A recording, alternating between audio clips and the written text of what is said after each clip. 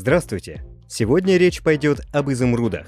Изумруды славятся своим цветом и красотой. Их появлению способствовала череда событий, происходящих на Земле на протяжении миллионов лет.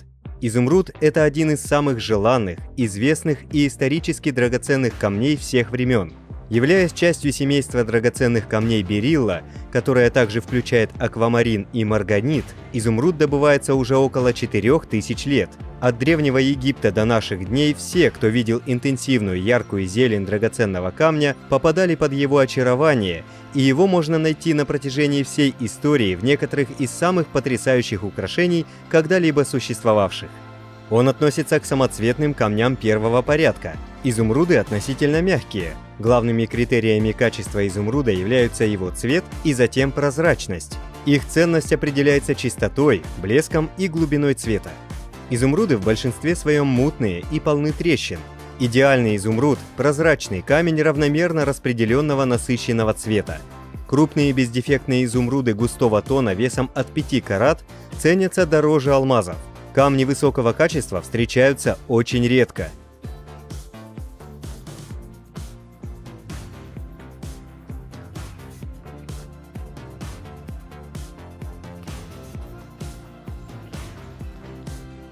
Основная их масса встречается в колумбийских месторождениях Тунха и Мусо, открытых в середине 16 века.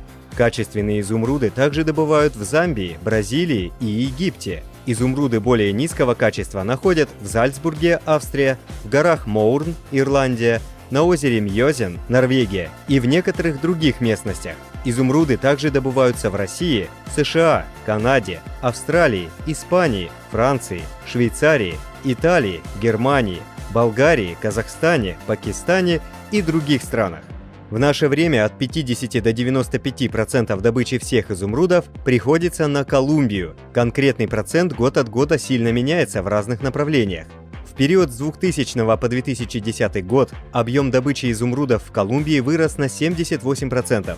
Кроме обычных изумрудов, в Колумбии также добывают трапичий изумруд. Изумруд трапичи – редкая разновидность изумруда. Он характеризуется шестиконечным радиальным рисунком из лучеобразных спиц темных примесей.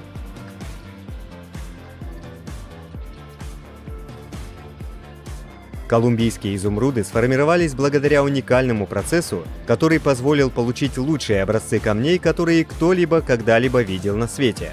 Большинство колумбийских изумрудов добывается в шахтах в Музо, Касуэсе, Чиворе и Самандока в отдаленных сланцевых горах вдоль восточной части Анд к северу от Боготы, в провинции Бояка. Изумруды здесь находятся в осадочных породах, что очень необычно, потому что, как правило, драгоценные камни находятся в магнетических или метаморфических породах в качестве побочного продукта. В них сильное давление и высокая температура перекристаллизовывают породу в драгоценные камни.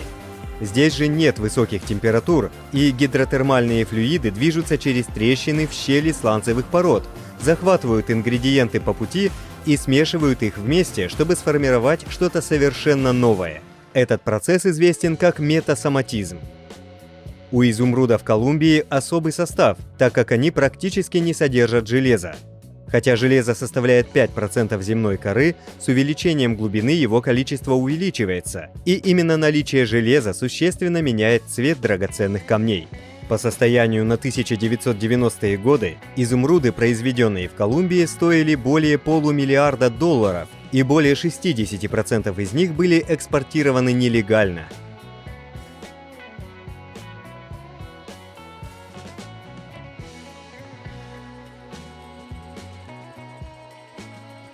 В 1988 году колумбийское правительство сообщило, что экспорт изумрудов в США составил всего $11,5 миллионов. За тот же период только в Майами на американской таможне было задекларировано изумрудов на $42 миллиона. Возможно, что еще 200 миллионов изумрудов прибыли в страну нелегально. Чтобы получить представление о масштабах продолжающейся контрабанды, в 1989 году правительство спонсировало 2 продажи на руднике Каскес, выручив всего $750 тысяч США, в то время как производство на руднике в целом оценивалось в $180 миллионов. Изумрудный рудник Муза в Колумбии, безусловно, является крупнейшим и наиболее прибыльным месторождением изумрудов в мире. На протяжении тысячи лет здесь добывались самые большие из когда-либо найденных изумрудов самого высокого качества, в том числе камни размером с кулак, которые индейцы Чибча продавали испанским конкистадорам. Сегодня Муза выглядит как огромная угольная шахта открытого типа. Черный порошкообразный сланец покрывает все вокруг. Колумбийцы утверждают, что изумруды принадлежат любому жителю, который может их добывать. Отсюда здесь царит разгульная атмосфера.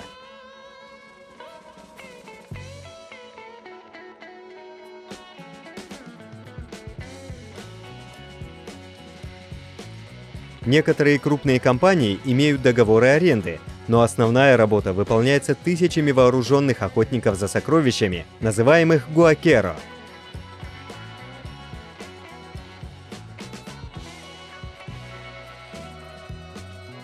Большая часть добычи ведется на поверхности с помощью бульдозеров, которые соскребают сланец и обнажают самые очевидные камни, но большая их часть остается в отвалах. Используя длинные шланги, подключенные к близлежащим источникам, гуакеро пробираются через нагромождение породы, как акулы в безумном кормлении, хватая любые камни, которые они могут найти.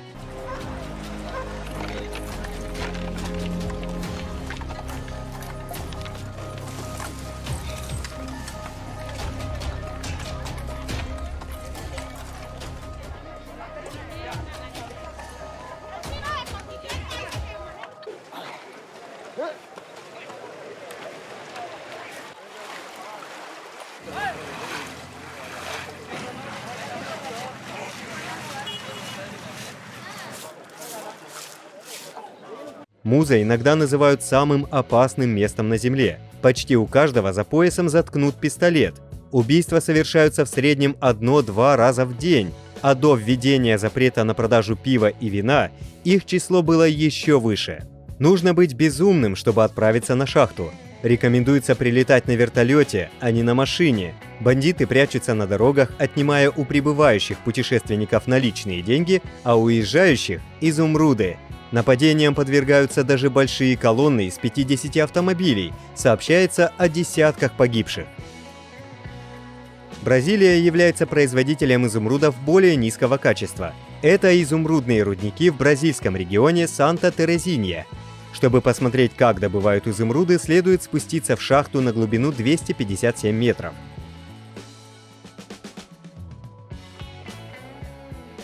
На одной из шахт в Бразилии горняки спускаются по трое на небольшой платформе с помощью лебедки.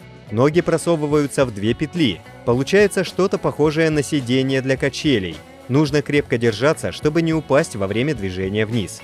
Геолог Фред Уорд описал такую шахту как самую черную дыру, которую он когда-либо видел, а путь вниз как самую головокружительную поездку в его жизни. Так выглядит штольня изумрудного рудника на глубине 257 метров. Это фантастическая картина. Здесь довольно сыро и грязно. Большое металлическое ведро отправляется вниз по путям к горнякам. Они при помощи лопат заполняют его породой. Затем ведро из шахты поднимают на поверхность, используя тот же трос, по которому спускаются и поднимаются шахтеры. На стенах можно обнаружить пласты породы, которые могут содержать изумруды. Они тянутся в виде особого пласта вдоль штольни. Это та геологическая формация, в которой образуются изумруды. В этих кусках кварца может находиться изумруд. Драгоценные камни фактически искрятся зеленым светом. Это тальковые сланцы, где идеальное сочетание элементов тепла и давления инициировало рост драгоценных кристаллов. Стволы не укрепляются, и у дна грунтовые воды просачиваются через стены, из-за чего часто случаются обвалы. С помощью той же лебедки происходит подъем на поверхность. Владелец шахты внимательно изучает добытые изумруды. Только самые лучшие экземпляры отправляются на продажу в магазин. Здесь важны характеристики камней. Первое – это хорошая кристаллизация, а второе – отсутствие трещин в материале. Но самое главное – удивительный яркий цвет. В Бразилии, вероятно, добывают в 5 раз больше каратов, чем в Колумбии, но бразильские изумруды мельче и хуже по качеству. Вместе эти две страны производят до 70% мировых запасов изумрудов, но колумбийские изумруды продаются примерно за $500 миллионов, в то время как вся партия из Бразилии продается всего за 1/5 часть этой суммы. Еще одной страной, добывающей качественные изумруды, является Замбия. Из Замбии поступает около 20% мировых изумрудов, и около половины из них вывозится контрабандой из страны на черный рынок. И это несмотря на все усилия правительства по пресечению незаконной торговли. Кагем – крупнейший изумрудный рудник Замбии. Нужно понимать, как работает контрабанда на низовом уровне. Чем больше рабочих нанимает шахта, тем больше снижается производство. На другой стороне реки от шахты независимые горняки перемещают тонны земли в поисках драгоценных камней. Когда их спрашивают, как у них дела, обычно отвечают «изумрудов пока нет». Большинство посредников по продаже изумрудов в Замбии – выходцы из Западной Африки, обычно сенегальцы. Они предлагают текущие мировые цены и расплачиваются твердой валютой на месте. Добыча изумрудов началась в районе Кафубу в Замбии в 1960-х годах. Но только после 1980-х годов Замбия стала крупным производителем изумрудов. В 2008 году одна из компаний взяла под свой контроль рудник Кагем и превратила его в современное, очень сложное и эффективное предприятие. Они объединили несколько небольших карьеров в один огромный, который назвали карьером Чама. Имея ширину и длину более 1 километра и глубиной более 120 метров, это крупнейший в мире карьер по добыче изумрудов. В карьере можно наблюдать сочетание механизированной добычи, когда горняки удаляют породу, не содержащую изумрудов, и ручной добычи, когда горняки работают в зоне, богатой изумрудами. Это тяжелая работа. Рабочие трудятся под палящими лучами солнца по 12 часов в день, чтобы найти эти великолепные кристаллы. Добытая руда поступает на обогатительную фабрику. В час по транспортеру в среднем проходит примерно 45 тонн руды. Крупные камни поступают в дробилку, остальная руда просыпается сквозь проволочную сетку.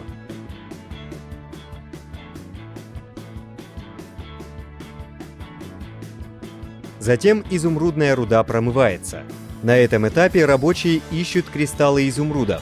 Руда движется по 4 транспортерам в зависимости от размера камней. Так, на этом транспортере рабочие отбирают изумруды размером от 3 до 13 мм. Они разгребают руду при помощи металлического прута.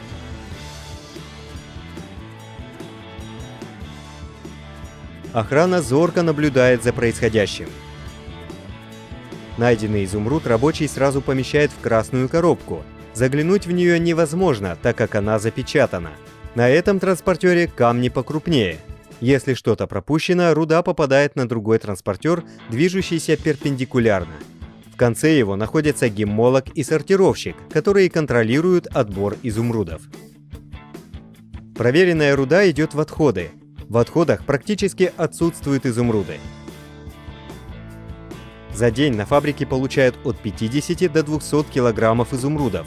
Вся продукция хранится в запечатанных ящиках. В этом здании хранятся и обрабатываются изумруды. В хранилище изумрудов сначала нужно снять обувь. Внутри работники сортируют алмазы по категориям. Все они одеты в белую одежду. Проверяют качество камней с помощью луча.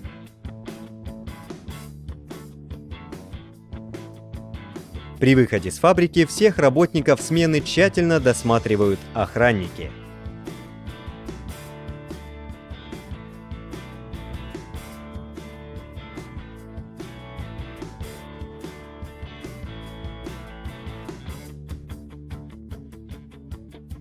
На этом все. Если вам понравилось это видео, ставьте лайки и подписывайтесь на канал. До новых встреч!